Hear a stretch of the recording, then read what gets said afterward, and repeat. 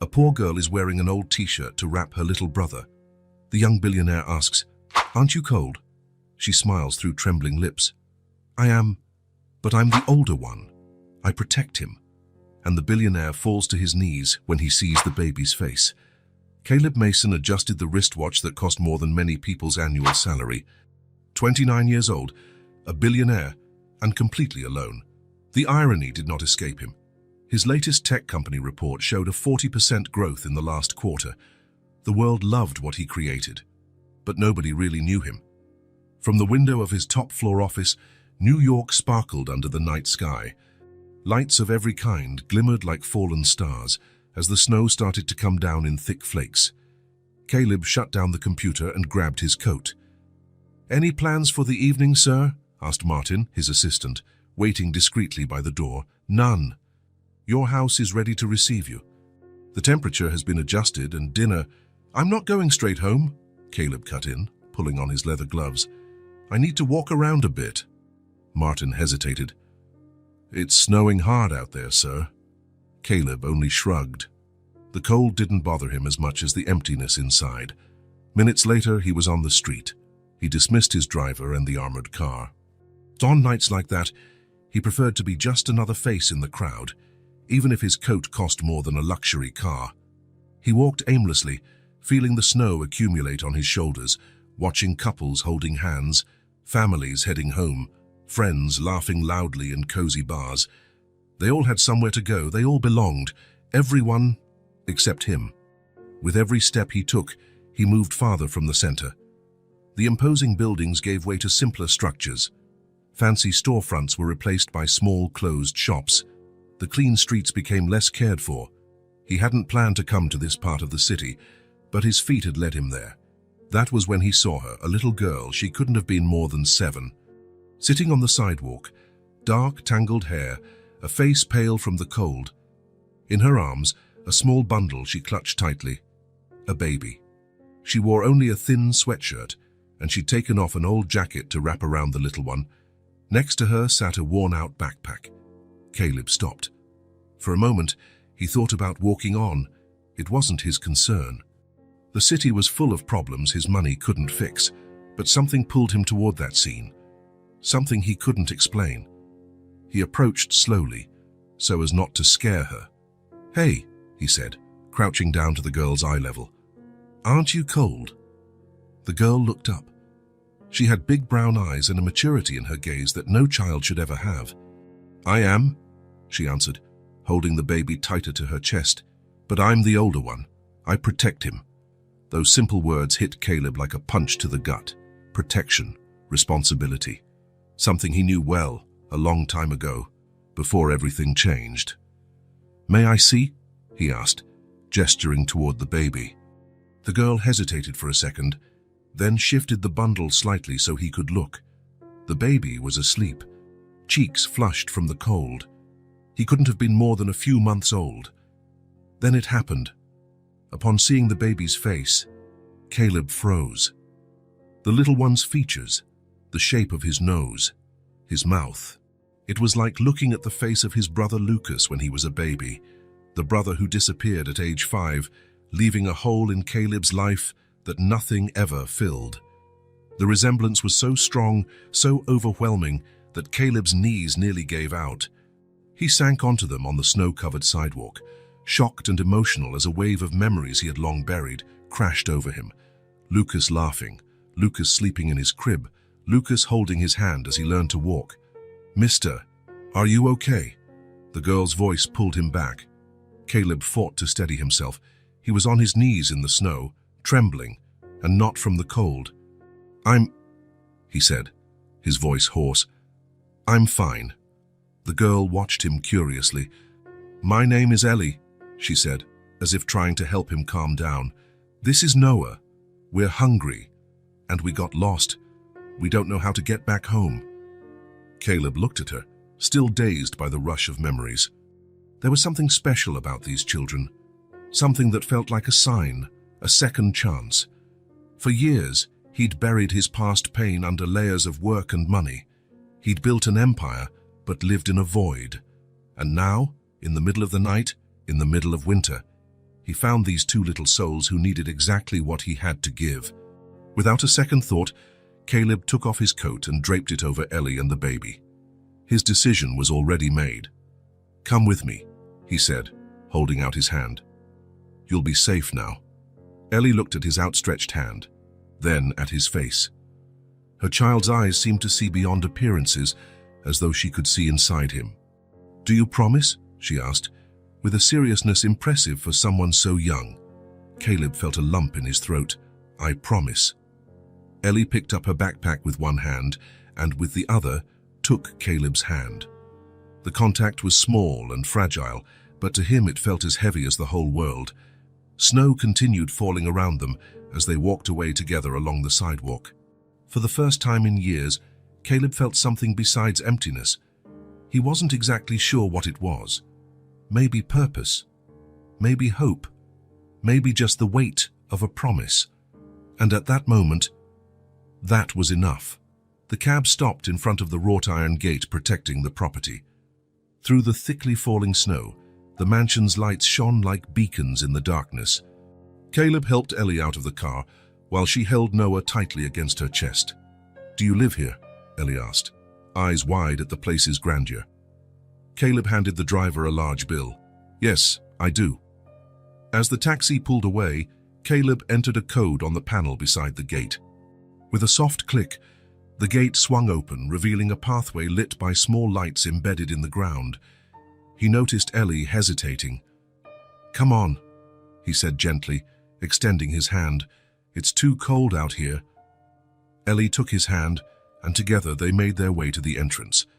The girl was shivering under Caleb's oversized coat, and Noah made small sounds of discomfort. "Martin!" Caleb called upon entering the spacious foyer. Within seconds, a well-groomed man with grey hair appeared. His face showed a fleeting moment of surprise at seeing the children. "Sir," his voice was calm, professional.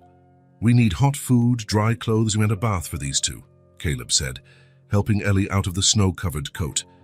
"And we need to improvise a crib for the baby." Martin paused only briefly before nodding. "Certainly, sir. I'll take care of everything right away." "And Martin?" "Complete discretion about this." "As always, sir." While Martin left, Ellie stared around, clearly impressed by the foyer with its high ceiling and crystal chandeliers, and the marble staircase curving elegantly upward. Noah stirred more in her arms. "He's hungry," Ellie explained, gently rocking her brother. "He hasn't eaten properly in a while." "We'll fix that," Caleb replied. "Come with me." He guided Ellie through the house until they reached the kitchen, an extensive, modern space with stainless steel appliances and a large central island. Caleb seldom came there. His meals were usually served in his office. Now, he opened the refrigerator, realizing he had no idea what to give a baby. "What does he eat?" he asked, feeling strangely inadequate. "Milk," she answered. "But it has to be warm. Dad always heats it up a little." Caleb found some milk and poured a bit into a small pan. While he warmed it over low heat, Martin came in carrying a tray of food, steaming soup, fresh sandwiches, fruit, and cookies. "Here," he said, placing the tray on the table. "I thought something simple might be best for starters." "Thank you, Martin. I'll prepare the bedrooms now," the assistant continued. "And I've arranged for some children's clothes to be delivered in less than an hour." Caleb nodded, grateful for the efficiency of the man who had worked for him for almost a decade and never asked unnecessary questions. "Is the milk ready?" Ellie asked, adjusting Noah in her arms. Caleb tested the temperature. "I think so. It's warm, not hot." He poured the milk into a cup and handed it to Ellie. "Do you have a bottle?" "No, I don't." "That's okay," Ellie replied with surprising calm. "I can use a spoon." Carefully, she sat down at the table and began giving her brother milk, spoonful by spoonful. It was a slow, meticulous process, but she had clearly done it before. Her movements were precise despite her small hands and the obvious fatigue on her face. Caleb watched silently, feeling a mix of admiration and sadness. In his business world, he was used to dealing with ambitious, competitive adults, many of whom showed half the responsibility or dedication of this 7-year-old child. "Aren't you going to eat?" he asked, noticing Ellie hadn't touched her own food yet. He goes first, she replied simply, not taking her eyes off her brother. Always him first. Something about the way she said that deeply moved Caleb, a conviction so pure and unwavering that he wondered when was the last time he felt anything like it. When Noah finally finished drinking, Ellie repositioned him in her arms, wiped his face with a napkin, and only then started on her soup. She ate slowly at first, blowing on each spoonful, but soon her hunger overcame her caution, and she ate more eagerly. Still, Caleb noticed she tried to maintain good manners. "Is there more?" she asked timidly after emptying her bowl. "Of course," Caleb said, serving her more soup and placing another sandwich on her plate. "Eat as much as you want. There's plenty of food." As Ellie ate her second helping, Martin returned to the kitchen. "The rooms are ready, sir. I've provided diapers, baby wipes, and some basic items for the baby. The rest will arrive from the store in the morning." "Thank you, Martin. Here's my number," Martin said, handing Caleb a card. "If you need anything during the night, don't hesitate to call. I'll be in the guest house." After Martin left, Caleb led Ellie and Noah upstairs. He had prepared 2 connected bedrooms, one for Ellie with a large and comfortable bed, and another for Noah, where Martin had improvised a crib with pillows and a padded basket. "Let's give you both a bath now," Caleb said, realizing just how far he was from his comfort zone. Bath time was an adventure. Caleb filled the bathtub with warm water and helped Ellie wash her hair, while she insisted she could do it by herself. For Noah, Caleb needed detailed instructions from Ellie on how to hold the baby correctly, how to keep water out of his eyes and ears. "It's not that hard," Ellie said, seeing the concentrated look on Caleb's face. "You've never done this before." Caleb shook his head. "Never? Not even with other babies?" "I don't have any other babies in my life," he replied, surprised at his own honesty. Ellie seemed to mull that over for a moment. "You don't have family?" The question caught Caleb off guard. Into flash, images of his past crossed his mind. His parents, his missing brother, the house where he grew up. "No," he finally answered after a pause. "I don't have a family." After the bath, Caleb dressed Ellie in one of his own t-shirts, which nearly reached her ankles. For Noah, he used one of the diapers Martin had provided.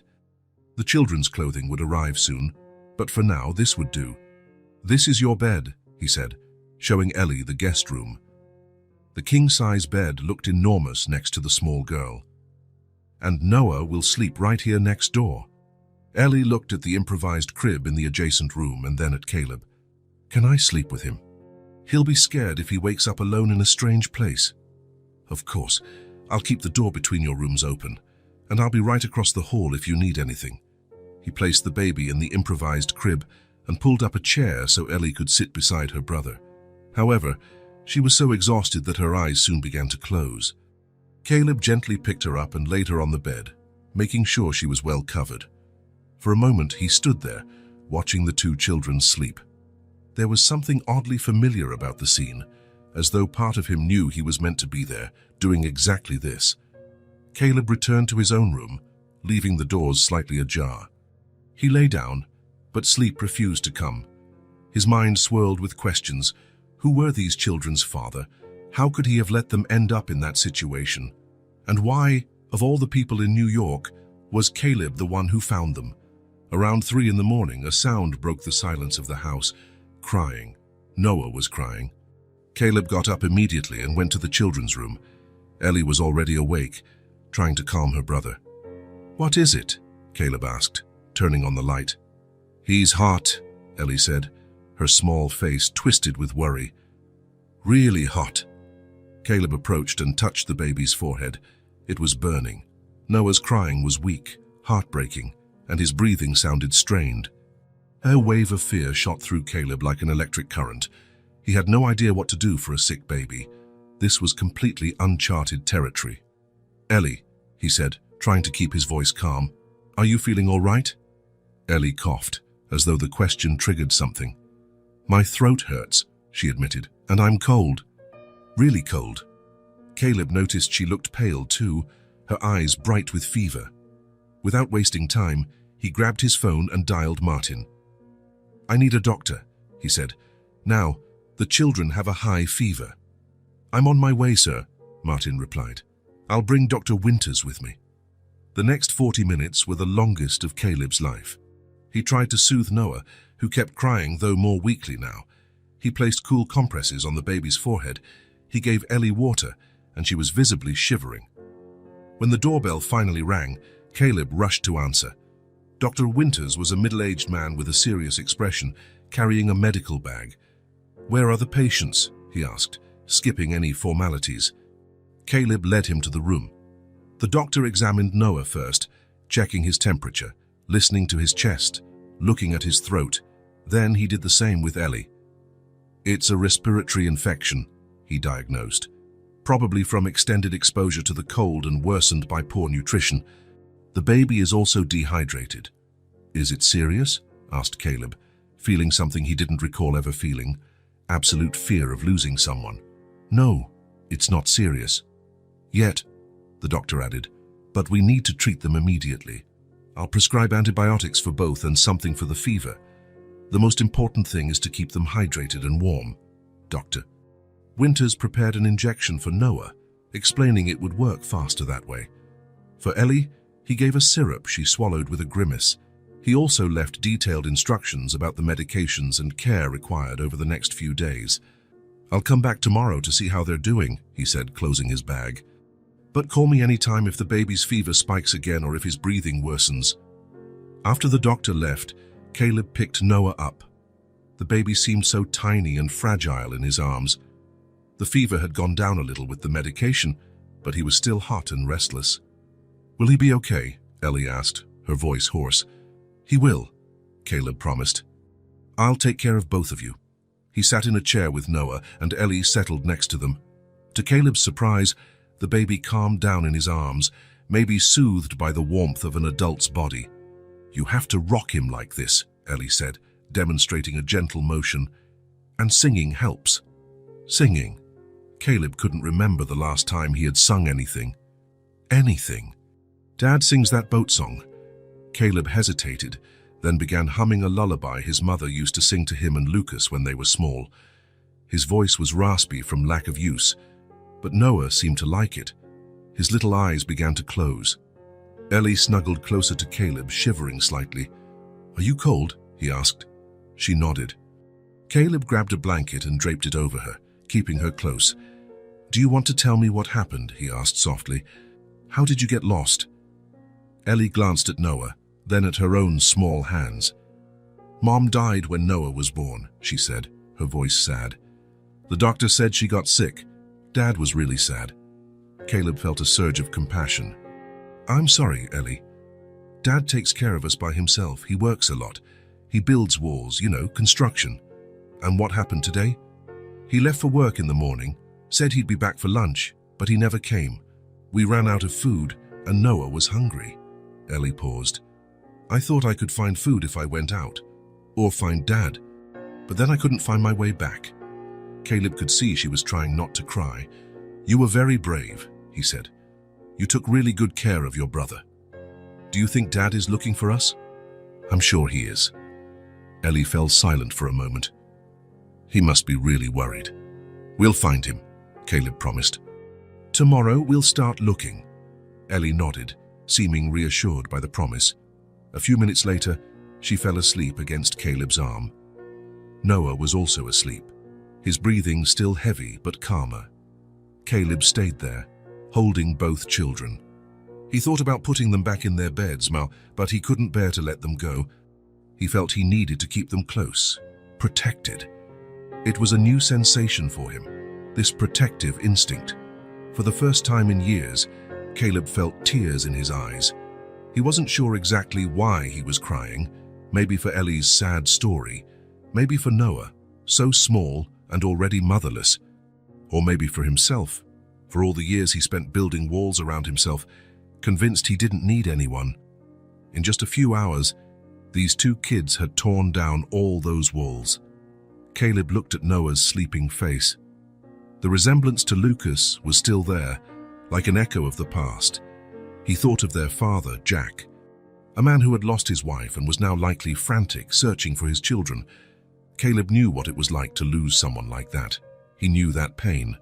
But now, sitting in that chair holding the two sleeping children, he was experiencing something different. It wasn't just the void of loss anymore. It was the fear of losing again. It was the fierce need to protect. And for the first time in a long while, it was the start of something he'd forgotten how to feel. A connection. The night wore on. Caleb stayed in the chair, alert to every change in Noah's breathing, every movement from Ellie. Every hour, he checked the baby's temperature, following the doctor's instructions with near-obsessive precision. Eventually, the sky began to lighten. The snowstorm had passed, leaving the city covered in a silent blanket of white. The first rays of sunlight were streaming through the window when Martin knocked softly on the door. "Sir?" he called quietly. "I brought breakfast." Caleb motioned for him to come in. Martin seemed surprised to see his employer in the chair with two sleeping children in his arms. In all his years of service, he had never seen Caleb Mason in that situation. "How are they, sir?" Martin asked, setting the tray on a table. "Better, I think. The fever's gone down, but they're still weak." Martin nodded. "Dr. Winters called. He said he'll be here around 10. "Great. Would you like me to take care of anything else, sir?" Caleb thought for a moment. "Yes. Cancel all my appointments for the next few days, and I want you to get everything these kids might need. More clothes, toys, books, whatever." "Certainly, sir. Anything else?" "Yes." Caleb hesitated. "We need to find their father. His name is Jack. He works in construction. That's all we know so far. But I'll try to find out more from Ellie when she's feeling better." Martin nodded. "Understood, sir. I'll begin the search immediately." After Martin left, Ellie stirred and opened her eyes. She looked confused for a moment, until her gaze met Caleb's. "Good morning," he said softly. "Morning," she replied, her voice still raspy. "Is Noah better?" Caleb glanced at the baby, sleeping peacefully in his arms. "I think so. His fever's gone down." Ellie smiled, relieved. Her face was still pale, but her eyes looked less feverish. "You stayed here all night?" she asked. "I did, just like Dad does when we're sick." That simple comparison made Caleb feel both proud and humbled at once. Being compared to the father these children clearly adored was an honor he hadn't expected. "I'm learning," he said with a small smile. "You've been a great teacher." Ellie smiled back, and in that moment, Caleb knew something had shifted inside him, something fundamental and irreversible. In just one night, these children had become important to him in a way nothing and no one else ever had. And he would do anything to protect them, even find the man who might take them away. 3 days had passed since the night the children fell ill. Under Caleb's constant care and Dr. Winters' daily visits, Noah and Ellie recovered quickly. The fever had disappeared, the coughing had subsided, and their appetites had come roaring back, especially Ellie's, who now asked for seconds at almost every meal. On the morning of the 4th day, Caleb woke up to a sound he'd never heard in the house before. Children's laughter. Light, carefree, childlike laughter. For a moment, he stayed in bed, just listening. It was as unfamiliar as it was welcome. He got up and followed the sound to the living room. There, he found Ellie sitting on the rug with Noah, playing with colorful blocks Martin had provided. The baby clapped whenever Ellie built a tower, and she laughed each time he knocked it down with an enthusiastic smack. "Good morning," Caleb said, involuntarily smiling. "Morning," Ellie replied, turning around. "Noah doesn't have a fever anymore. I felt his forehead like you do." "That's great news," said Caleb, sitting on the floor with them. "And how about you? How do you feel?" "I'm good. I'm not even coughing anymore." To prove her point, she took a deep breath and let it out slowly. "See?" Noah crawled over to Caleb and tugged at his pajama pants for attention. Without thinking, Caleb picked him up and lifted him into the air, making the baby giggle. It was something he never would have imagined himself doing days ago. "Shall we have breakfast?" Ellie asked, already on her feet, ready for adventure. "Sure. What would you like today?" Ellie considered the question seriously. "Pancakes. The kind with sweet syrup." "Pancakes it is," Caleb agreed, holding Noah in one arm and offering his free hand to Ellie. The kitchen, once virtually unused, had become the heart of the mansion. In the past few days, Caleb had learned how to make baby bottles, which had now arrived along with other baby supplies, how to make oatmeal, and even how to bake chocolate muffins following Ellie's enthusiastic instructions. While Caleb mixed the pancake batter, Ellie settled Noah in his new high chair, another recent addition. The girl had naturally taken on the role of kitchen helper, handing Caleb whatever ingredients he needed and watching every step closely. "You cook well," she commented as he deftly flipped a pancake in the air. "Dad cooks too, but sometimes he burns stuff." Caleb smiled.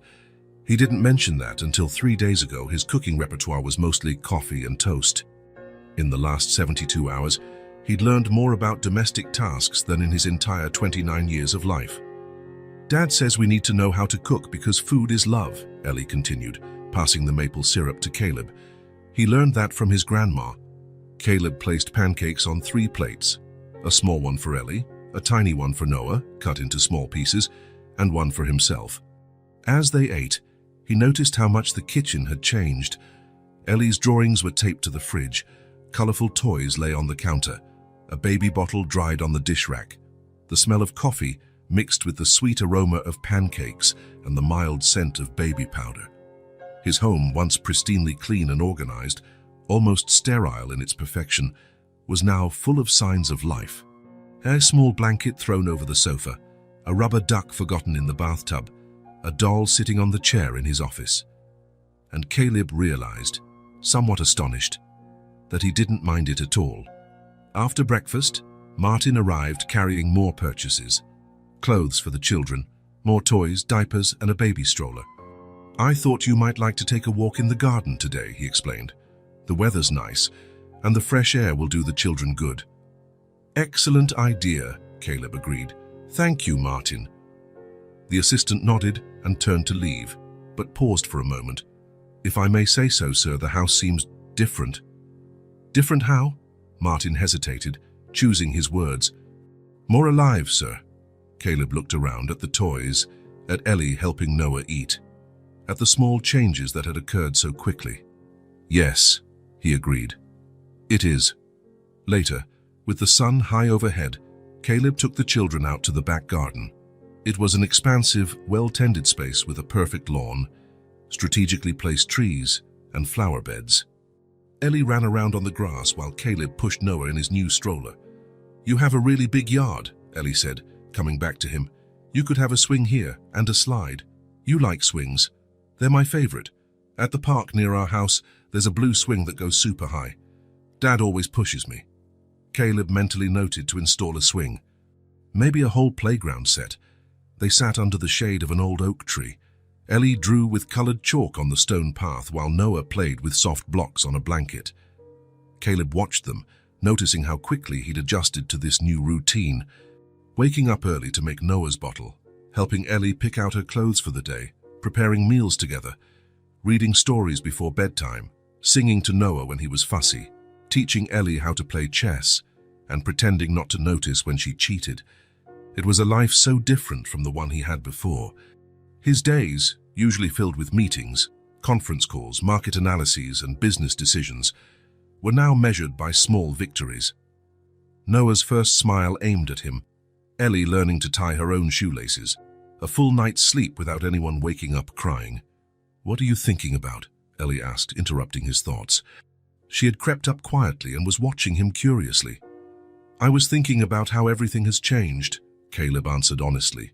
Ellie nodded, as if she understood perfectly. She sat beside him, crossing her legs. "Do you live alone?" she asked. The question caught him off guard, partly because they had already talked about it. "I do," he said again anyway. Ellie looked around, at Noah playing, at the drawings on the ground, at the scattered toys. Then she turned back to Caleb, her big, serious eyes fixed on him. "Not anymore." 4 simple words, spoken with the kind of certainty and simplicity only a child could muster. But they struck Caleb with unexpected force. He felt a lump in his throat and blinked hard against the sting in his eyes. "No," he managed. "Not anymore." Ellie smiled, satisfied, and went back to her drawing. Caleb remained seated, processing the wave of emotion that had just swept over him. Not anymore. Ellie had put into words what he already knew, but hadn't admitted to himself. These children had filled a void in his life he hadn't even realized existed. The days that followed settled into a natural routine. Caleb was surprised by his own adaptability. He, who had always been methodical and controlling in his professional life, now took pleasure in the unpredictability of days with the kids. A week after the children arrived, Caleb and Ellie were in the library after dinner. Noah had already fallen asleep, and Ellie was flipping through a large animal book before bed. Caleb was responding to a few emails on his tablet when Ellie spoke up, still looking at her book. "Do you think my dad is looking for us?" The question was asked casually, but Caleb sensed the weight behind it. He closed his tablet and gave her his full attention. "I'm sure he is," he said with conviction. "Any father would." Ellie nodded, still staring at the pages. "He must be sad. He's always sad when he's not with us." Caleb felt a pang of guilt. As much as he was enjoying the children's presence, someone out there was suffering because they were gone. A man who, judging by what Ellie said, loved his kids deeply. "What's your dad like, Ellie?" he asked softly. Her face lit up. "He's strong," she said proudly. "Really strong. He can carry me on his shoulders and not get tired." Caleb smiled. "And what does he do? What's his job?" "He builds walls," Ellie explained, gesturing with her hands. "He stacks bricks until they're really tall. Our house has a blue wall he built. He let me pick the color." "Is your house far from here?" Ellie shrugged. "I don't know. You have to walk a lot, I think. Can you describe your house?" Ellie closed the book, excited by Caleb's interest. "It's small but pretty. It has a blue wall at the front. The gate is crooked because our neighbor's truck hit it once, but Dad said he'll fix it when he has money." She paused, thoughtful. "And we have Tico," she added, "our small white dog. He's tiny, but he barks a lot. Dad says he thinks he's a lion." Caleb smiled, imagining the scene. A modest house with a blue wall, a crooked gate, and a little white dog, and inside, a hard-working man doing his best to raise 2 kids alone after losing his wife. "Your dad sounds very special," Caleb commented. "He is," Ellie said with absolute certainty. "He's the best dad in the world."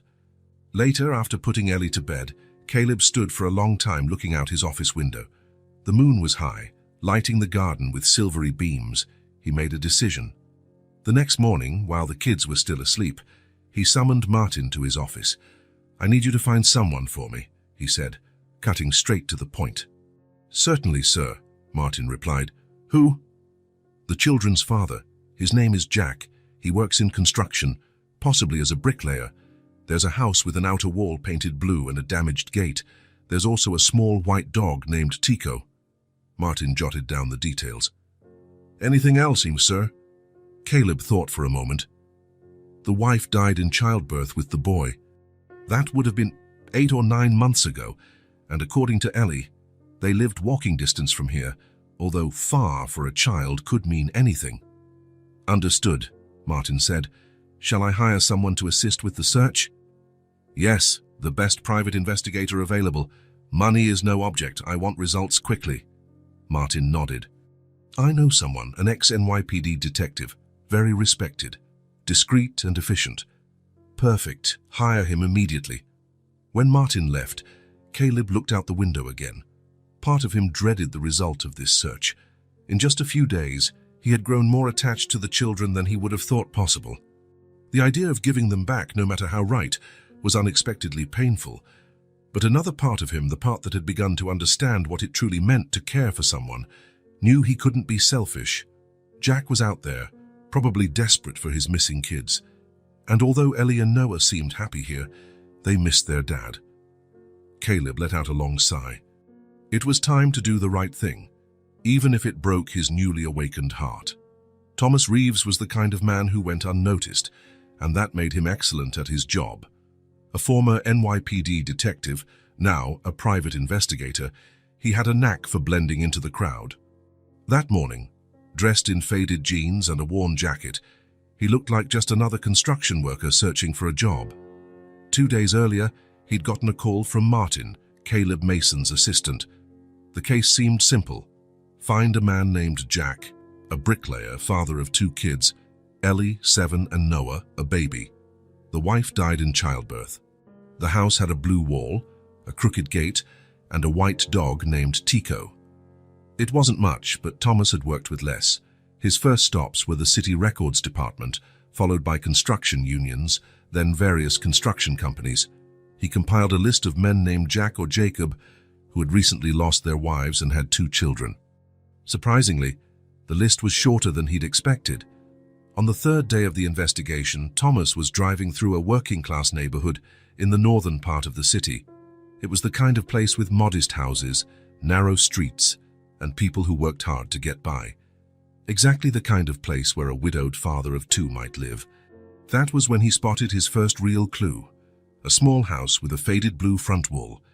The metal gate was visibly crooked, as if it had been hit by something heavy. Thomas parked across the street and waited. Jack Lewis woke up before the alarm, as he had for 10 days now. 10 days since his children disappeared. 10 nights of nightmares and no sleep. 10 mornings of waking up with the same crushing pain in his chest. He sat on the edge of the bed and rubbed his face with his calloused hands. His eyes burned from fatigue, and his stubble made him look even more worn. Tico, the small white terrier, trotted over and rested his head on Jack's knee, as if he understood the man's sorrow. "Good boy," Jack murmured, petting the dog. "We'll find them today, I'm sure." But the truth was, his certainty waned with each passing day. Each morning felt harder to believe Ellie and Noah were still okay, still alive. The apartment was far too quiet without them. Without Ellie's laughter, Noah's occasional crying, or the sound of small feet running down the hallway. Jack went into the kitchen and turned on the coffee maker. While he waited, he looked at the fridge covered in Ellie's drawings. One depicted 4 figures: him, Ellie, Noah, and Mariana, his family. But Mariana had been gone almost a year, taken by complications during Noah's birth. Now his children were missing too. The guilt ate at him like acid. He should have come home for lunch as promised. He should have left more food. He should have called to say he'd be late. So many should-haves that choked him. That fateful day, Jack had picked up an extra job, one that paid enough to buy Noah's medicine and a new coat for Ellie. He couldn't refuse. But the job took longer than expected, and by the time he finally got home, it was already dark. And the house was empty. Since then, his life had been consumed by searching. He left before dawn and returned late at night. He walked the streets, asking everyone if they'd seen a 7-year-old girl with a baby. He visited shelters, hospitals, police stations. No luck. The police had filed a missing persons report, but Jack knew 2 kids from a poor family weren't a priority. "They probably ran off, and they'll be back soon," the officer had said, with barely concealed indifference. Jack finished his coffee, fed Tico, and prepared for another day of searching. He had no recent photos of the kids to show. He'd sold their only camera months ago to cover rent, so he carried only their descriptions and the fragile hope in his heart. At the construction site where Jack worked, his co-workers noticed his change. He'd always been quiet but dedicated, with an easy smile when talking about his kids. Now he was just a shell, moving mechanically, laying brick upon brick with precision but no life in his eyes. "Jack, you need rest," said Miguel, his friend and colleague. "You won't help your kids if you collapse from exhaustion." Jack just shook his head and kept working. Rest meant thinking, and thinking meant imagining what might have happened to Ellie and Noah. And that was unbearable. At lunchtime, while the other workers gathered to eat, Jack took his sandwich and went off to a corner by himself. From there, he could watch the street, the passers-by. Every child he saw made his heart leap, only to crash again when he realized it wasn't Ellie. That's it that Thomas Reeves had been watching the house for a few hours, when he saw the small white dog slip out the front yard and run along the sidewalk. A moment later, a man appeared at the door, calling, "Tico, get back here, boy." Thomas smiled. Another clue confirmed. When the man stepped out to retrieve the dog, Thomas got a good look at him. Around 30, tall, broad-shouldered from manual labor, dark hair, unshaven. His face bore unmistakable signs of someone who hadn't slept well in days. The investigator discreetly snapped a photo on his phone and sent it to Martin with the message, Possible target located. Checking. Thomas waited until the man and dog went back inside, then crossed the street. A quick glance at the mailbox confirmed J. Lewis, probably Jack Lewis. Now he needed final confirmation. He returned to his car and waited. Soon, the man came out, locked the door, and headed off on foot. Thomas followed at a safe distance.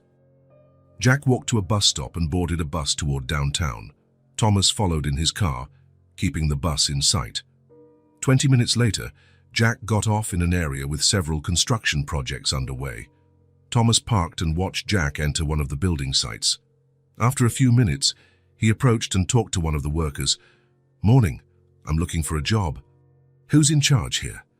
The worker pointed to a burly man in a yellow hard hat. Thomas thanked him and headed over. "Morning, sir. I'm looking for work as a helper. Any openings?" "Not at the moment," replied the foreman, "but leave your name and number. If something comes up, I'll let you know." Thomas thanked him and, as if casually, said, "I saw a friend of mine come in here. Jack. Haven't seen him in a while. How's he doing?" The foreman frowned. "Jack Lewis. He's not doing well. His kids disappeared about 10 days ago. It's a tragedy, especially after he lost his wife." Thomas felt a surge of professional satisfaction. He was on the right track. "Wow, I didn't know. That's terrible. Does he have pictures of the kids? I can help look." "No pictures. The girl is 7, dark hair, big eyes. The baby is less than a year old. If you see them, call the police or let him know. Poor guy's lost everything. First his wife was Mariana in childbirth, now this." Thomas thanked him and left. Back in his car, he called Martin. "I've found our man, Jack Lewis, bricklayer, widower, 2 missing kids, a 7-year-old girl and a baby. House with a blue wall, crooked gate, and a white dog named Tico. His wife, Mariana, died in childbirth with the boy." "It's him." "Excellent work," Martin replied. "Send me the address and all details you have. Mr. Mason will contact you directly." Jack returned home later than he'd planned. After work, he'd scoured a few more streets, asked at more stores, shown a drawing of Ellie he'd made to more strangers. No luck. When he finally got home, Tico greeted him with excited barks, the only welcome he had now. Jack fed the dog, took a quick shower, and ate a tasteless sandwich. Then, like every night, he grabbed a beer and sat on the back door's threshold. Tico settled beside him, and together they stared at the small, dimly lit backyard. Part of him knew it was irrational to wait there.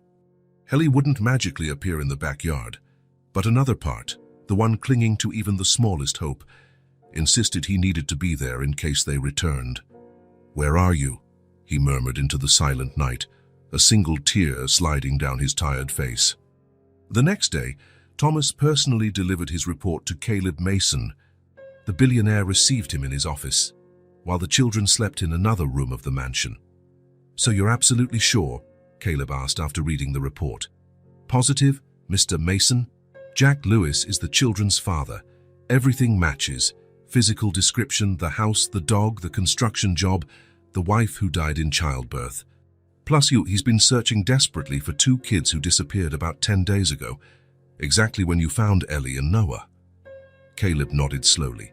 Part of him had hoped there was some mistake, that the children's father was someone else, someone who didn't deserve them. But the report painted a picture of a hard-working man, devoted to his kids, devastated by his loss. "He seems to be suffering a lot," Caleb said, almost to himself. "Yes, sir. I've rarely seen anyone so consumed by guilt and despair. He barely sleeps, works all day, and spends every spare minute searching for his children." Caleb felt a tightening in his chest. He'd grown attached to the kids more than he ever thought possible, but he couldn't ignore this man's pain. He couldn't be so selfish as to prolong his suffering. "Thank you, Mr. Reeves. Your job is done. Martin will handle your payment." After the investigator left, Caleb remained seated in silence for a long time, contemplating what he had to do next. The answer was obvious, despite the pain it caused. He got up and went to the room where Ellie was resting. The girl was awake, looking through a storybook.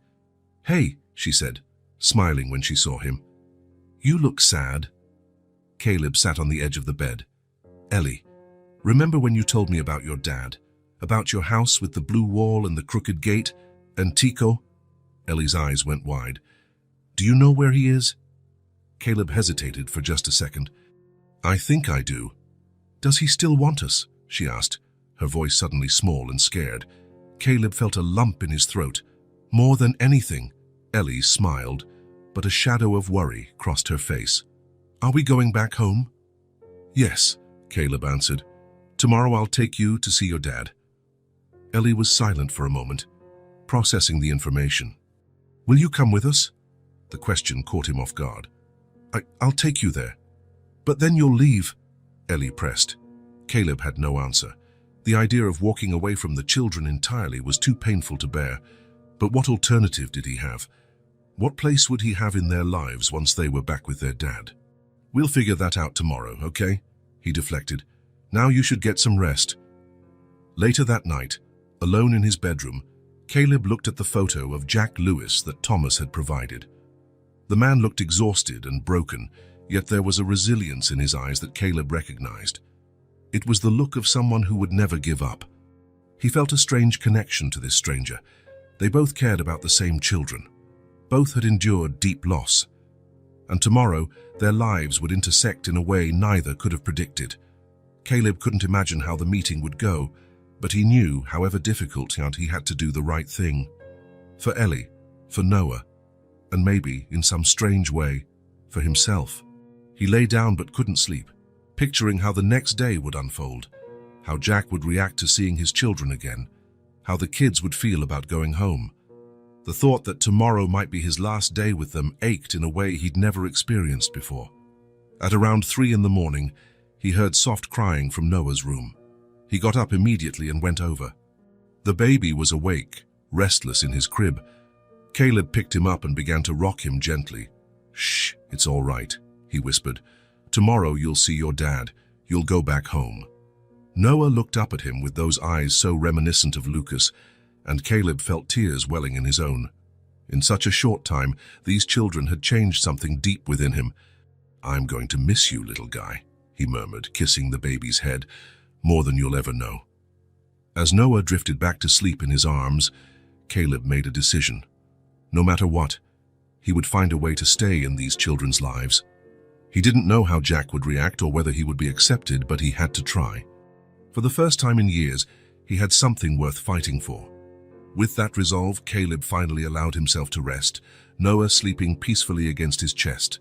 Tomorrow would be a new beginning, for all of them. Morning was cold and clear as Caleb got into his car. He had chosen the least ostentatious model from his collection, a grey sedan that wouldn't stand out in a working-class neighborhood. Martin would stay behind at the mansion with the children. Caleb wanted to meet Jack alone, to see for himself what kind of man the kid's father was. Are you sure you don't want me to come along, sir? Martin asked as he opened the gate. I'm sure, Caleb replied.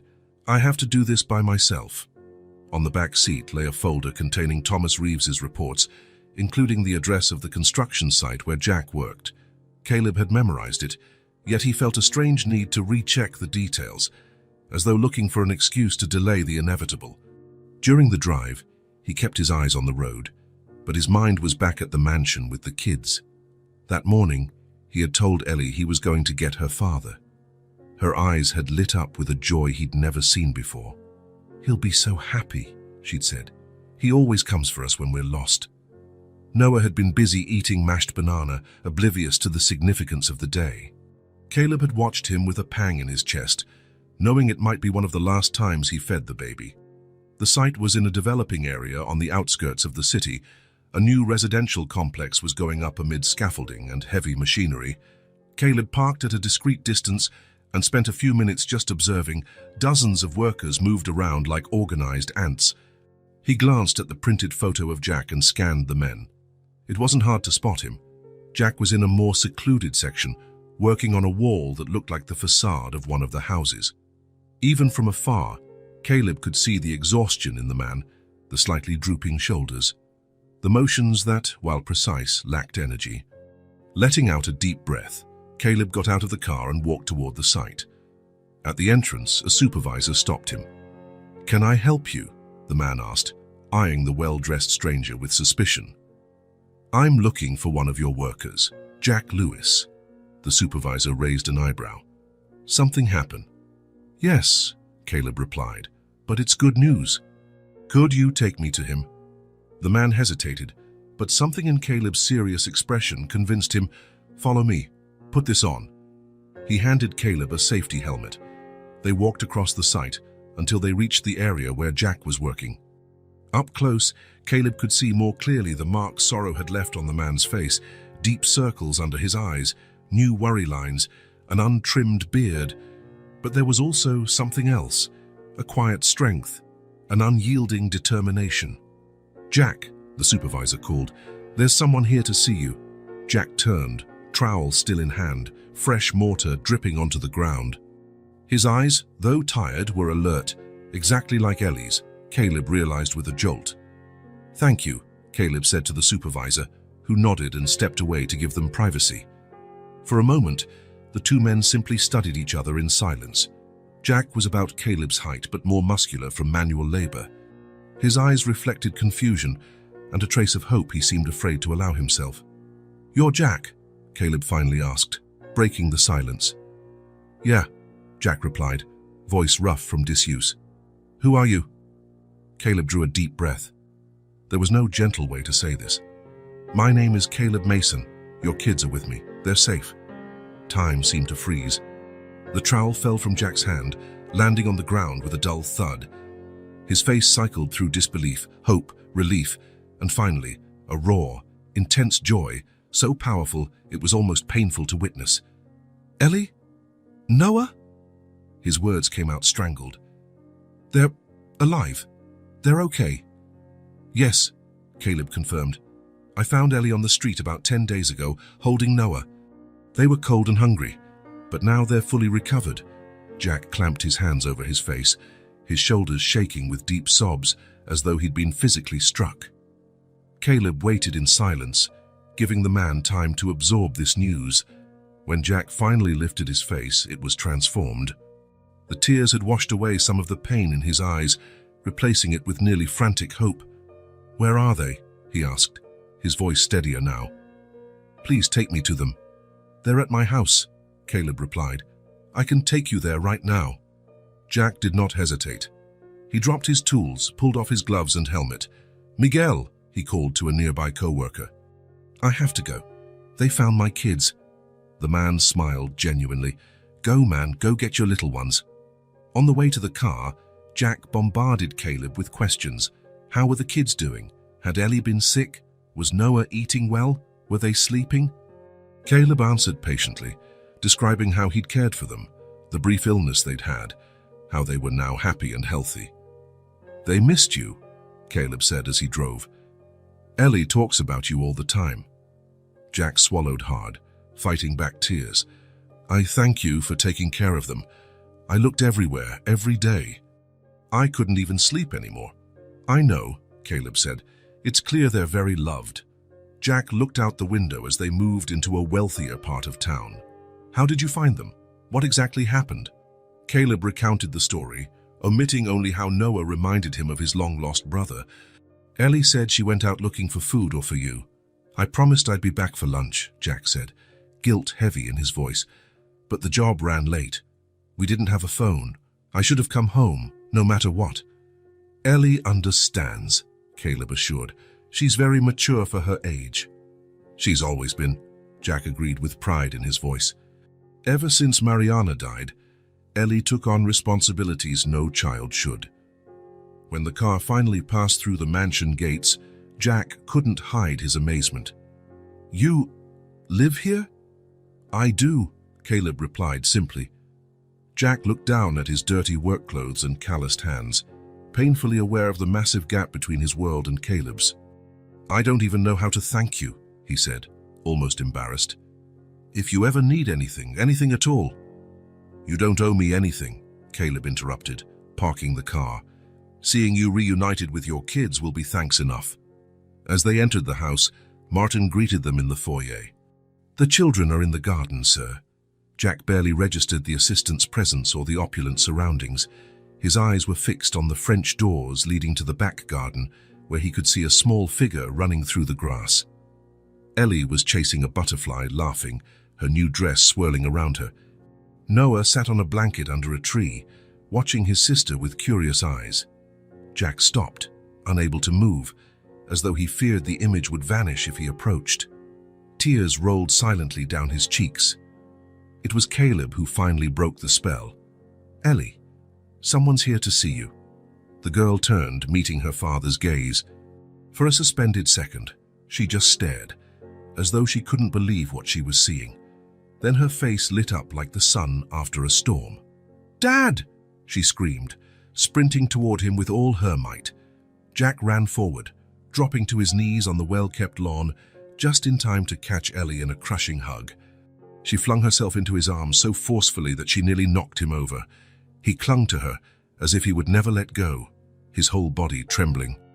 "Ellie, my Ellie," he whispered between sobs. "You're okay. You're here." Ellie was crying too, her small arms tight around his neck. "You came to get us." "I knew you'd come." Jack stood, still holding Ellie, and moved to Noah. The baby was smiling, clearly recognizing his father. Jack knelt again, picked up his son with his free arm, and hugged both children to his chest. "My kids," he murmured, rocking them gently. "I thought I'd lost you. I thought I'd never see you again." Ellie pulled her face away from her father's shoulder and looked him in the eyes. "Was it my fault?" she asked in a small, uncertain voice. "I shouldn't have left the house." Jack shook his head firmly. "No, honey, it was my fault. I tried to do everything by myself after your mom passed, but I failed. I should have come home like I promised. I should have taken better care of you." "You didn't fail, Dad," Ellie said, placing her little hand on his bearded cheek. "You're the best dad in the world." Jack closed his eyes, her words a balm to his tortured soul. He hugged the kids again, as though trying to reclaim every lost day at once. Several feet away, Caleb watched silently. He felt a powerful wave of emotion, joy for the children's happiness, gratitude for having made it possible, and also a pang of sadness. They would go back home with Jack. Their lives would move on without him. He felt a tear slip down his own face and let it fall unchecked. There was something sacred about that moment, worthy of being honored, even if it broke his heart. Jack finally stood up, still holding Noah in one arm and Ellie's hand with the other. He turned to Caleb, his face transformed by joy and gratitude. "I don't know how to thank you," he said, voice trembling. "You saved my kids. You brought us together." "They're wonderful children," Caleb replied, struggling to maintain composure. It was a privilege to take care of them. Ellie let go of her dad's hand and ran to Caleb, hugging his legs. "You'll visit us, right?" she asked, gazing up at him with big, hopeful eyes. "At our house?" Caleb knelt to her level. "If your dad allows, I'd love to visit." Jack nodded immediately. "Our place is small, but you'll always be welcome. Always." "Can Uncle Caleb come for dinner one day?" Ellie asked her father. "He makes really yummy pancakes." "Uncle Caleb?" Jack repeated, surprised, looking from Ellie to Caleb. "Sorry," Caleb said awkwardly. "I never suggested that. She just started calling me that a few days ago, and I didn't correct her." To Caleb's surprise, Jack smiled. "That's all right. Ellie always knows who belongs in the family." Something in the way Jack said it made Caleb feel a strange bond with him, as though they shared some unspoken truth, some deeper understanding they couldn't articulate yet. "Let's go inside," Caleb suggested. "Martin prepared lunch. Maybe you'd like to rest a bit before heading home." Jack nodded, grateful. Together, they walked back into the mansion, Jack carrying Noah, Ellie between the two men, holding each one's hand. It was an odd, unexpected arrangement, yet somehow it felt right. As they entered the house, Caleb noticed how Jack looked around in awe at the luxurious surroundings. Indeed, it was a different world from his own. The contrast between Jack's life and the mansion couldn't have been more stark. "This way," Caleb indicated, leading them to the dining room. Martin made something light for lunch. In the dining room, the table was set with discreet elegance. Martin had prepared a simple but delicious meal, sandwiches, salad, fruit and juice. Seeing the food, Ellie rushed to her usual seat. "Dad, sit here next to me," she called excitedly. And Noah goes over there in his chair. Jack placed the baby in the high chair Martin had set up, still looking a bit out of place in such a lavish setting. Caleb noticed his discomfort and tried to ease it. "Please, make yourself comfortable," he said. "I know it's a lot to take in at once." Jack nodded, taking a seat beside Ellie. "It is a lot, but all that matters is that we're together again." During lunch, Ellie took charge as hostess, telling her dad about everything she'd done during her days at the mansion, the drawings, the garden games, the stories Caleb read before bed. Jack listened with rapt attention, smiling, soaking up every word like a parched man. Caleb stayed mostly silent, watching the father and children interact. There was such a natural connection, a genuine love. Though he felt a twinge of sadness at the thought of them leaving soon, he was mostly glad that things were as they should be. "Hey, how's Tico?" Ellie asked suddenly, worried about the dog. "He's good," Jack assured her. "He's been looking all over the house for you." "Can I bring him my drawings to see?" Ellie asked, making Jack laugh. "Of course you can, princess. He'll love it." After lunch, Ellie took Jack to see her drawings in the spare room where she'd been staying the past few days, while Caleb stayed in the dining room with Noah, who was finishing his mashed food. The baby gazed at him with those eyes that had touched him so deeply the first night. "I'm going to miss you, little one," Caleb murmured, wiping Noah's face with a towel. "More than you'll ever know." Noah grinned, gums mostly toothless, and reached out for Caleb, who picked him up. For a moment, they stayed like that, baby snug in the arms of the man who'd taken him in, oblivious to the complexities of the adult world, impending departures, or broken hearts. Jack returned to the room with Ellie, who held one of her favorite drawings. "She wants to show you the house she drew," Jack explained, smiling. Ellie held up the paper proudly. It was a simple drawing of a house with a bright blue wall, a small white dog, and 4 stick figures, 1 large figure, and 3 smaller ones. "Look, Uncle Caleb," she said. "It's our house. That's Dad, that's me, that's Noah, and that's Tico." Caleb crouched down to see it better. "It's beautiful, Ellie. You're a very talented artist." The girl smiled but then frowned, as though something was missing. She grabbed a pencil from the table and quickly added another figure next to the others. "There," she said, satisfied. "Now it's you too." Caleb felt a knot in his throat. Jack, meanwhile, watched his daughter with a complex expression. Surprise, understanding, and something else harder to define. "It's getting late," Caleb said, glancing at the sky outside, where the sun was beginning to set. "You must be tired. Why don't you stay here tonight? I can take you home tomorrow." Jack hesitated. "We don't want to trouble you any more than—" "Please, Dad," Ellie interrupted, tugging on his sleeve. "I have so many things to show you, and the room is really cool." Jack looked at Caleb, who nodded encouragingly. "It's no trouble at all. You can rest properly." "All right," Jack finally agreed. "Thank you." Martin, appearing discreetly in the doorway, nodded to Caleb, indicating he would prepare the rooms. Noah, still in Caleb's arms, yawned widely, his eyes beginning to close. "I think someone's ready for bed," Caleb remarked, rocking the baby gently. "He likes you," Jack noted, seeing how comfortable his son was in Caleb's arms. "He usually doesn't go to strangers that easily." "We're not strangers anymore," Caleb smiled. "We've spent a lot of time together these past days." While Ellie showed her dad the rest of the house, recounting all her little adventures, Caleb took Noah upstairs and put him to bed as he'd done every night since finding him.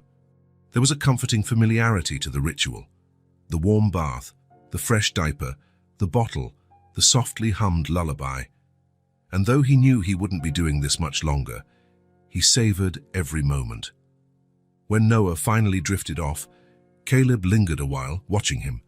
The baby's face was serene and innocent, tiny fingers clutching the blanket, breathing softly. For a brief moment, he allowed himself to fully feel the sadness of the coming separation, before tucking it away again. Downstairs, he found Jack alone in the living room, gazing out the window at the garden under the outdoor lights. "Ellie?" Caleb asked. She fell asleep while showing me her books, Jack said with a smile. She's exhausted, poor thing. So much excitement in one day. Caleb nodded, understanding. Would you like something to drink? Coffee, tea, something stronger? Coffee would be good, Jack replied. Haven't slept well in days.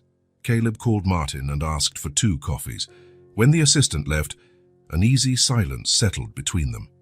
They had a lot to discuss, but also a mutual understanding that some conversations required the right time and place. I'd like to talk more, Caleb said finally, about the kids, about what happened, about everything, but maybe tomorrow, after we've rested, Jack agreed. Tomorrow is good. We have a lot to talk about. There was a certain weight in Jack's tone, a thoughtful seriousness that suggested he, too, felt there was more to this meeting than mere coincidence. Caleb realized Jack was studying him, as if searching his face for something. The coffee arrived, and they drank in a comfortable silence. Through the window, they could see the garden under the moonlight, tree shadows swaying gently in the night breeze. It's a beautiful place, Jack finally remarked. It is, Caleb agreed, but it's never felt as alive as it has these past days with the kids. Jack nodded with understanding. They have that effect. They change everything around them. When they finished their coffee, Jack glanced toward the stairs. I think I'll go check on the kids. I'll come with you, Caleb offered. Together, they went upstairs to the room where Ellie and Noah were sleeping. Ellie had dozed off cuddling one of the teddy bears Caleb had bought for her. Noah slept quietly in his crib, his breathing soft and steady. Jack approached silently and adjusted Ellie's blanket, then checked to make sure Noah was covered. Caleb stood back, feeling a swirl of emotions he couldn't fully name. Watching Jack with his children was like seeing puzzle pieces snap into place. Yet there was also something familiar in the scene, something that touched deep recesses of his memory. Leaving the door slightly open, they stepped out. Caleb made a sudden decision. Jack, he said softly, I know it's late, but I'd like to talk to you now. In the garden. Jack looked surprised but nodded. Sure. The kids are out cold. Caleb gestured toward the stairs. Come on, there's something important I need to tell you. Without further explanation, the 2 men went down to the doors leading outside to the moonlit garden. The conversation that would change their lives forever was about to begin. The mansion's garden at night was a place of contrasts. Soft lights illuminated the trees and flower beds, creating dancing shadows and quiet pockets of darkness. A full moon hung overhead, large and silver, a silent witness to the moment unfolding. Caleb and Jack walked to a stone bench beneath the old oak, the same spot where, days earlier, Ellie had drawn with chalk while Caleb watched, already feeling that strange, unexplainable connection. For a few seconds, both sat in silence, contemplating the garden. The night was cool but not freezing, and the aroma of nocturnal flowers filled the air with a subtle fragrance. I don't know if I've said it yet, Jack began, finally breaking the silence, but you saved my children. I'll never forget that. Caleb nodded, recognizing the gratitude in those simple words. Anyone would have done the same. No, they wouldn't, Jack said with conviction. Most people would have just called social services, or worse, ignored 2 kids out in the snow. Caleb knew he was right. Big cities often breed indifference as a defense mechanism. People pass by others in need every day, avoiding eye contact, carrying on. There was something about them, Caleb admitted. Something that hit me in a way I can't fully explain. Jack turned to look at him, curious. What do you mean? Caleb took a deep breath. Now was the moment he'd been putting off ever since seeing Jack at the construction site. When I was 8, he began, voice quieter now, I lost my younger brother. He was 5 years old. He disappeared while we were playing in our backyard. Jack frowned, surprised by the sudden shift in topic, but alert. It was just a normal day, Caleb went on. We were playing hide and seek. It was my turn to look. I counted to 10, opened my eyes, and he never appeared again. My God, Jack murmured. That's terrible. The police searched for weeks. My parents never gave up. They hired private investigators for years, but we never found a clue, not a single trace. It was like he vanished into thin air. Caleb paused, reliving that day, his growing panic, calling his brother's name around the yard, the neighborhood mobilizing, the sirens, the search dogs, the posters, the TV interviews. Then the silence, the empty bedroom, the empty seat at the table, the pain in his parents' eyes. "What was his name?" Jack asked, sounding oddly tense. Caleb looked him in the eye. "Lucas." Jack's reaction was immediate and physical. He flinched as though shocked, recoiling slightly on the bench. His eyes widened, and one hand clutched at his chest. "What's wrong?" Caleb asked, watching him closely. "I don't know," Jack said, bewildered. "I can't remember. But that name, it shakes me, like a distant echo." Caleb felt his heart pounding. "Jack, I need to show you something. Will you come back inside for a minute?" Jack nodded, still visibly shaken. Together, they returned to the house in silence. Caleb led him to the office, where he opened a drawer and took out an old leather-bound photo album. "This is one of the few personal items I took from my parents' home when they died," he explained, placing the album on the desk. Carefully, Caleb opened the album to a specific page. There was a photograph of two boys, one around 8, the other about 5. The older boy had dark hair and a serious smile. The younger boy grinned broadly, missing one of his front teeth. "That's me," Caleb said, pointing to the older boy. "And that... Lucas," Jack completed in a whisper. His hands trembled as he touched the photo. Something about the younger boy's face, the shape of his eyes, his smile, sparked a deep, unexplainable recognition in Jack. "I don't know how," Jack said, voice quivering, "but it hurts inside." He pressed a hand to his heart, like a memory I can't reach. Caleb watched Jack's reaction, feeling equal parts hope and fear. "From the moment I saw Noah in Ellie's arms, something hit me. He has the same eyes, the same face shape Lucas had. And when I saw you today at the site, it was like seeing a ghost, my brother all grown up." Jack tore his gaze from the photograph, confusion etched on his face. "What are you saying?" "I'm saying I think you might be Lucas," Caleb replied plainly. "My missing brother." Jack shook his head in disbelief. "But I remember my childhood. I remember my parents.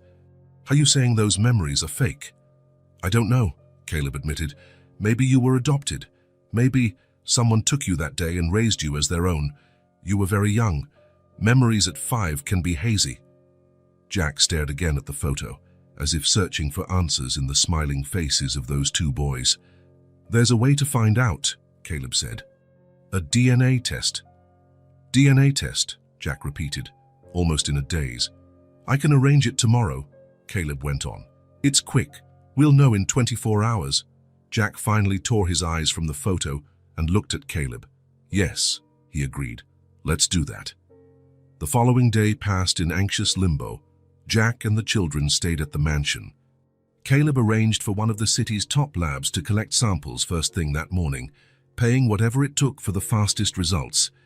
Ellie sensed something unusual was happening, but Caleb and Jack decided not to tell her yet. They spent the day trying to act normal, taking the kids to play in the garden, cooking lunch together, watching a movie in the mansion's mini theater. Late the next afternoon, the envelope arrived. Martin brought it directly to Caleb, who asked Jack to join him in the office. Ellie, ever curious, trailed behind her father at a distance. Caleb's hands shook as he opened the envelope. He read the report quickly, looked up at Jack and simply nodded, unable to speak. Jack took the paper.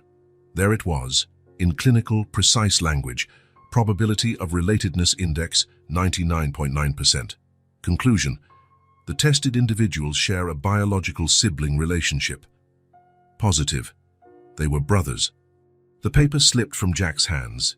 For a moment, he stood motionless, processing a truth that upended everything he believed about himself. Then, as though a dam had broken, he started to cry. Caleb stepped forward, tears in his eyes as well, and the two men, two brothers, embraced. 24 years of separation, loss, and diverging lives collapsed in that moment. "I thought I'd never see you again," Caleb said, his voice breaking with emotion. That was when they noticed Ellie standing in the doorway, watching with wide eyes. She had heard everything. "So you're my uncle?" she asked, taking a hesitant step into the room. Caleb pulled away from Jack and looked at his niece, his actual niece. "I am," he answered, a smile emerging through his tears. Ellie ran to him and threw her arms around him. "You're the best uncle in the world," she declared with absolute childlike certainty. Jack looked on, still dazed by the revelation, but also amazed at how readily Ellie accepted and celebrated the news. For her, it was simple. Caleb, who was already special, was now officially family. The world made more sense that way. "How are we going to tell Noah?" Ellie asked, still hugging Caleb. "He's too little to understand right now," Jack replied, wiping his tears. "But we'll tell him the whole story one day." "The story of how we got lost and found each other again," Caleb said, turning to his newly found brother. That night, after the kids were asleep, the brothers stayed up late, trying to piece together the puzzle of their past. There were so many questions, so many gaps to fill, but now they had time. Time they'd once believed lost forever, miraculously returned. The circle, in some way, was complete. The weeks following the discovery were a period of transition. Jack had loose ends to tie up, telling the construction site he was leaving, packing the few sentimental belongings he owned, retrieving Tico, the little white dog who barked happily upon reuniting with Ellie and Noah. Caleb wanted the move to be as comfortable as possible, so he helped with everything, hiring movers for Jack's belongings, arranging a special room for the children, complete with walls Ellie could paint, and even setting aside space in the garden for Tico. On the day they officially moved in, the house seemed to hum with a new energy. It was no longer the silent, immaculate mansion it had been. Now there was noise, motion, life. "Are you sure we won't be in the way?" Jack asked for the umpteenth time, carrying a box of Noah's toys inside. "Absolutely sure," Caleb insisted, taking the box from him. This place was always too big for just one person. Now it finally makes sense. Ellie was running through the hallways, exploring every corner with Tico at her heels. The pup, initially intimidated by the size of the house, soon realized he had a lot more room to run around. Noah, meanwhile, crawled quickly behind them, determined not to be left behind. Martin watched it all with a mixture of surprise and approval. In all his years working for Caleb, he had never seen his employer so happy. There was a lightness in his movements, a softness in his features that hadn't been there before. "Martin," Caleb called, noticing his assistant standing by the doorway. "We'll probably need more shelves in the kids' room." "Ellie has a lot of books." "I'll take care of it immediately, sir," Martin replied with a subtle smile. "Perhaps more pillows for the living room, too. Mr. Jack mentioned he likes to watch movies with the children at night." "Excellent idea," Caleb agreed. "And Martin?" "Yes, sir. Thank you." "For everything." Martin nodded and left, sensing his work now had a larger purpose than ever.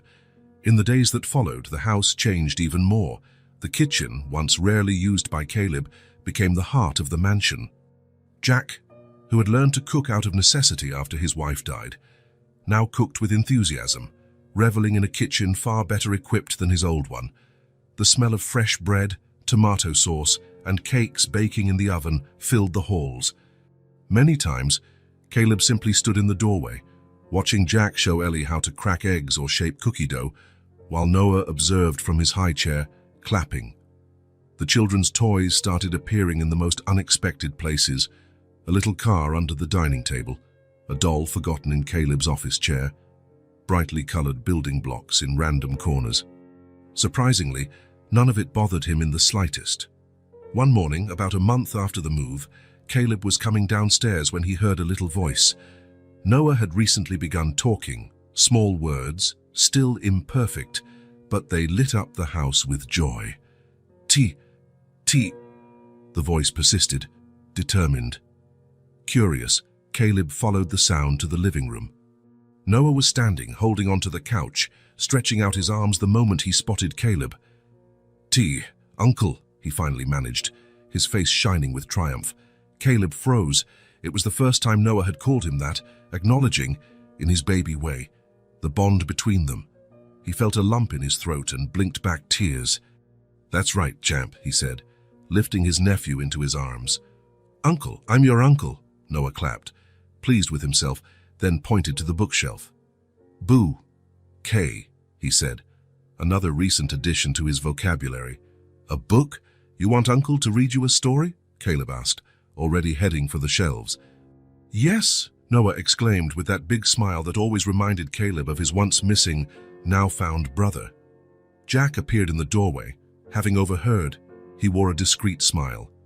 "He's been working on that for days," he remarked. "Wanted to surprise you." "He succeeded," Caleb answered, still a bit choked up. Jack leaned against the doorframe, watching as Caleb sat on the rug with Noah in his lap, opening a colorful book. "I never thought my brother would be a billionaire who looks like a babysitter," he teased. Caleb looked up, smiling. "Neither did I think my brother was a real-life hero." Their eyes met, laden with the shared meaning of that unlikely journey which had reunited them. Jack acknowledged the praise with a small nod and left quietly, leaving uncle and nephew immersed in the magic of the story. As the days rolled by, routines formed, simple, everyday, precious. Breakfast was always together, no matter how busy Caleb's day. They all sat at the kitchen table, yes, the kitchen, not the formal dining room, and chatted, laughed, and ate. Ellie would talk about her vivid dreams, often full of elaborate adventures. Noah would try out new words, making everyone laugh with his baby pronunciation. Jack and Caleb would exchange knowing glances, both still amazed by the improbable luck that had brought them together. On weekends, the lawn became a soccer field, a racetrack, a campsite, or whatever else Ellie's imagination cooked up. Caleb, who never had much time for outdoor activities, discovered the pleasure of running barefoot on the grass, building sandcastles in the sandbox he'd had installed, and feeling the sun on his face without worrying about time passing. And there were quieter moments, equally precious. Sunday afternoons when they'd all cram onto the living room couch to watch a kids' movie Ellie had chosen, or evenings reading together in the library, each with their own book, simply enjoying each other's company in silence. Mornings when Caleb found Jack on the balcony with a cup of coffee, watching the sunrise, swapping stories about their separate lives. It was on one of these mornings that they finally talked about their childhood, the brief time they shared, and the separate ones they lived. "Do you remember anything?" Caleb asked carefully, unsure if it would stir painful memories. "From before, I mean," Jack frowned, concentrating. Since the DNA test, fragments of memory had begun surfacing, disconnected flashes rather than continuous recollections. "I remember a dog," he said eventually. "Big, brown. He'd lick my face and I'd laugh." "Max," Caleb said with a nostalgic smile. "He was a Labrador. He adored you, followed you everywhere. And I remember someone pushing me on a swing. Was that you?" Caleb nodded, emotion tightening his throat. "Yes. In our parents' backyard. You were always asking to go higher." Jack smiled, gazing into the distance. "Funny how I did the same with Ellie. Every Sunday at the park, she'd want me to push her higher on the swing. Some things are in our blood, I guess," Caleb remarked. For a moment, they sat in silence, both pondering the weight of these rediscovered connections. "What were your adoptive parents like?" Caleb finally asked. "The ones who raised you?" Jack mulled it over. "They were good," he said simply. "Not perfect, but they loved me, taught me to work hard and be honest. We never had much, but we never lacked the basics." "Do you think they knew about you being taken?" It was a difficult question both had avoided. If Jack had not been legally adopted, someone had committed a crime, someone he'd called mom or dad. "I don't know," Jack admitted. "My dad, the man who raised me, died when I was 15, an accident at the construction site. My mom passed away a few years later, from cancer. Nothing they ever did hinted at anything suspicious. They treated me like a dearly loved only child." "Maybe we'll never know," Caleb said, unsure if that was comforting or frustrating. "Maybe it doesn't matter anymore," Jack suggested. "Life tore us apart, but it found a way to bring us back after everything. We're here." Caleb considered that. The decades lost, yes, but also the improbable miracle of being side by side now, with Ellie and Noah part of his life. in a mansion that had turned into a home. "Now we have everything that counts," he said finally. Jack nodded, raising his mug in a silent toast. Caleb did likewise, and for a moment, the painful past seemed less significant in the face of the present they had won. That afternoon, watching Jack play with the kids in the yard, Caleb felt a certainty settle in his heart. For the first time in many years, perhaps since the day Lucas disappeared, he felt entirely present, whole. The empire he'd built, the professional achievements, the amassed wealth, all of it now seemed like a means to an end, not the end itself. Those means had allowed him to offer a safe, comfortable home to his rediscovered brother and his niece and nephew. He had the resources to help Jack rebuild his life, to give the kids opportunities their hard-working father alone could never provide. And in return, he'd gained something far more precious. Ellie's laughter echoing through once silent corridors, Noah's unsteady footsteps as he learned to walk, holding his uncle's hands, the late-night talks with Jack recalling the past and planning the future. Small moments that, in together, formed a full life. Martin entered the garden discreetly, approaching Caleb. "Sir, the architects have arrived to discuss the annex renovation." Caleb nodded. He decided to turn one wing of the mansion into a workspace for Jack, who'd shown interest in learning more about sustainable construction, combining his practical experience with Caleb's resources and contacts. "Tell them I'll be there in a minute, Martin," he said. "Just one more minute." The assistant withdrew, and Caleb returned his gaze to the scene before him. Ellie was now trying to teach Tico to shake hands, while Noah tried to imitate the dog for Jack's amusement. It was simple, everyday, perfect. Smiling, he felt profound gratitude for a fate that, after so many detours and losses, had finally brought them all home. A home that was now truly alive.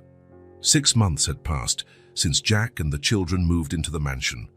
Fall had given way to winter, and the season's first snowfall dusted the outside world, covering the garden in a soft, silent white. It was a Sunday morning. Caleb had woken earlier than usual and gone downstairs to make coffee. Over the past months, he'd learned to brew a decent cup, not as good as Jack's, but passable. While the rest of the house slept, he savored these quiet moments, so different from the loneliness he once knew. Standing in the kitchen, watching the snow through the window with a steaming mug in his hands, he reflected on how much had changed in a year. The previous winter, he had been alone, lost in the emptiness of a life filled with material success, but devoid of genuine connection. Now his house was a home sometimes noisy and chaotic, but wonderfully alive. The backyard, once meticulously maintained, now featured a colorful swing set and a sandbox. The office, once his private sanctuary, was regularly strewn with Ellie's drawings. Even his luxury car had been fitted with child seats, and he wouldn't change a thing. "Uncle Caleb?" a small voice interrupted his thoughts. He turned to find Ellie at the kitchen door, still in her pajamas, hair tousled from sleep. She was holding something in her hands, a piece of colorful paper. "Morning, sweetheart," he greeted her. "You're up early?" "I had an idea," she replied, stepping into the kitchen. "And I couldn't wait to finish it." She came closer, clutching the paper to her chest as though it were a precious treasure. "I made it for us," she said, finally holding out the drawing to Caleb. Setting his mug on the counter, he took the paper carefully. It was a vibrant design in colored markers on a large sheet. Ellie's drawing skills had improved greatly in the past months. The art classes Caleb arranged were paying off. On the paper, 4 figures held hands in a circle. Despite the childlike style, each was easy to recognize. Jack, tall and strong with dark hair. Caleb, a bit shorter and apparently in a suit. Ellie in her favorite floral dress, and Noah, small and chubby with a huge grin.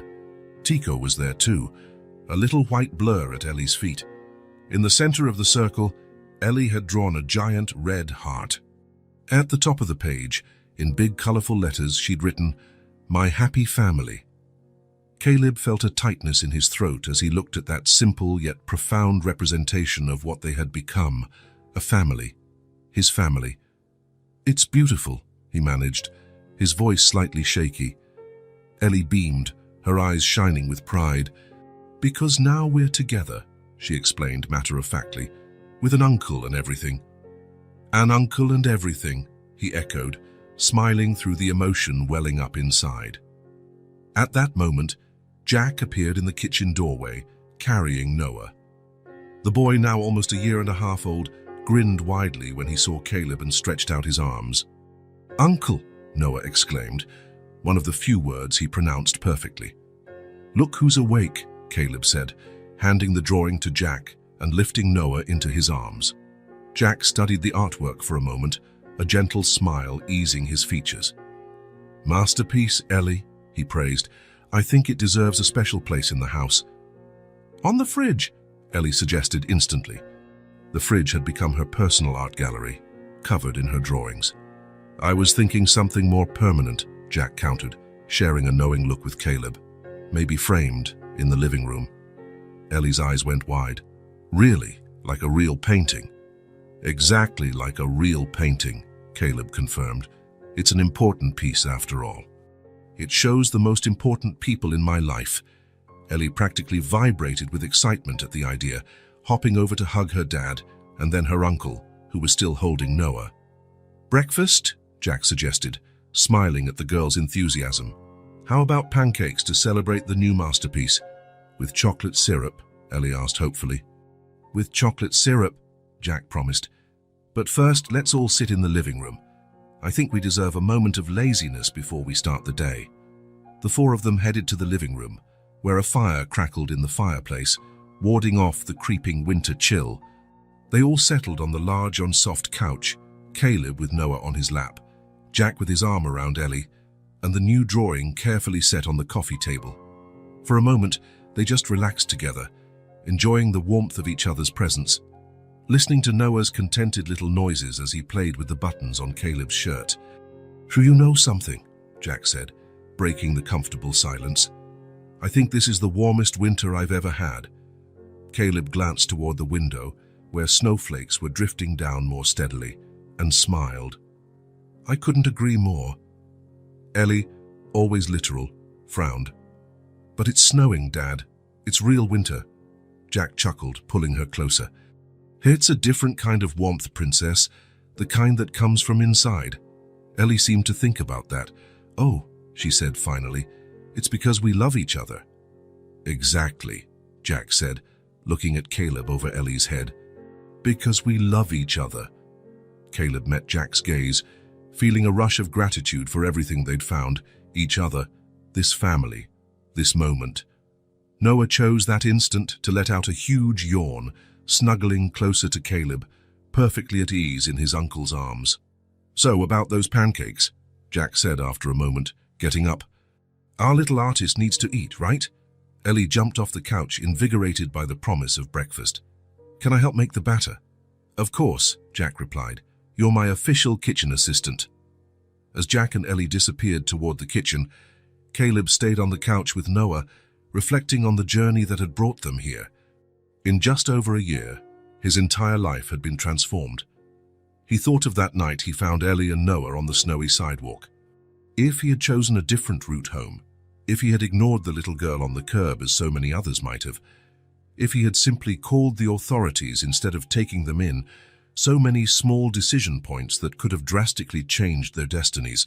Maybe it was luck, maybe fate, maybe, as Jack once suggested, it was life finding a way to fix something that had gone wrong long ago.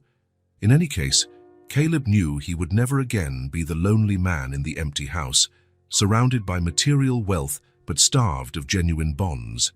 Now he had a purpose beyond accumulating money or closing deals. He had a brother to share memories with and make new ones. He had a niece whose creativity and optimism lit up each day. He had a nephew whose smile reminded him that the past, however painful, did not define the future. He had a family. Noah was now fully asleep, breathing gently. From the kitchen came the sounds of Ellie and Jack, clanking utensils, giggles. Ellie's animated voice describing exactly how she wanted her pancakes. The sounds of life. The sounds of home. Caleb gently kissed his nephew's head and gazed again at Ellie's drawing on the coffee table. My happy family. So simple. So true. Taking care not to wake Noah, He stood and headed for the kitchen to join Jack and Ellie. The baby nestled deeper into his arms, secure even in slumber. Outside, winter pressed on. The snow fell more heavily now, the wind rattling the windows, the world turning cold and white. But inside, in the heart of that home, there was only warmth. If this story touched your heart, subscribe to the channel and turn on notifications so you don't miss the next ones. Leave a like, because it helps this story get recommended to more people. See you in the next story.